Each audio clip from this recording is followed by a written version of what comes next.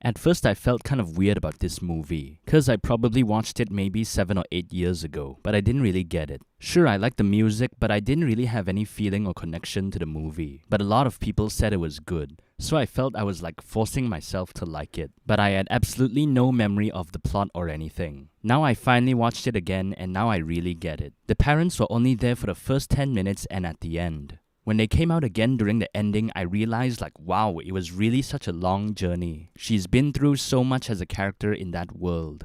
At 40 minutes, it was the first time I paused the movie and I didn't even realize 40 minutes has passed. And the next one was 1 hour 40 minutes, which just shows you how entertaining and hooky it was. The movie also feels very simple and natural, but it was very special. You really don't know what's going to happen next. The conflict comes out of nowhere and characters often switch from being mean to nice. So you also don't really know who's good or bad or who to trust. They make good use of that famous piano song. Even at the very beginning of the movie, they already introduce it. And some parts of the movie it comes out again and it just hits you in the feels. And I must admit, on that scene when Haku comes back and Two-Face finds a home, I was getting emotional. I was almost tearing up. I felt something. When Chihiro and Haku hugged, okay, that was touching. And then when Granny said, "Oh, Two-Face, why don't you stay here?" I was like, okay, that's it. Then I was like, wow, that was so expected, but I don't know, I just felt something. It felt real. Haku's voice actor is so ASMR, it's so nice to hear. And a few weeks ago, I discovered Chihiro's voice actor is that girl from Lilo and Stitch. No wonder all of this time, even 7 and 8 years ago, I keep thinking, why does that voice sound so familiar? And it's also very, very good. It has a lot of emotion and it's very convincing.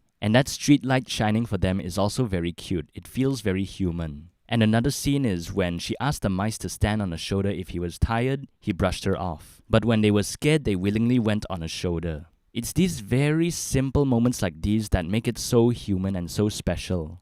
Two-Face using greed to lure people, attacking her, and then he suddenly doesn't attack her, maybe that signifies something. But I'm not here to do a deep dive. When a lot of people keep saying something is a masterpiece, I somehow keep trying to brush it off as well. But even without all of those titles, this is a very good movie on its own. I guess it just feels cheesy if I also consider it one, I don't know. But it honestly has very good storytelling and conflict. And a lot of times you feel scared with the character. I wasn't expecting to feel anything at all. I know One Summer's Day and Always With Me are very sad, but how is this movie gonna make me feel something? And then it really proved me wrong. At the most simple thing, I almost teared up, because the voice acting is just so great. This movie is just so touching and charming. She also didn't let greed get in the way. She just wanted to help Haku, not come for gold. I also bet that also means something. I bought a Spirited Away shirt maybe in 2019, even at a time where I didn't even remember the plot. I felt like a poser. I bought it because I wanted to show I support Ghibli. And I also very genuinely like, respect, and support them. At one point, I even felt like buying an Evanescence shirt, even when I'm just a casual fan. Maybe because I just want to look different, wear a shirt no one has, and because it's underrated, it feels very special. But I don't need to tell you how famous Studio Ghibli is.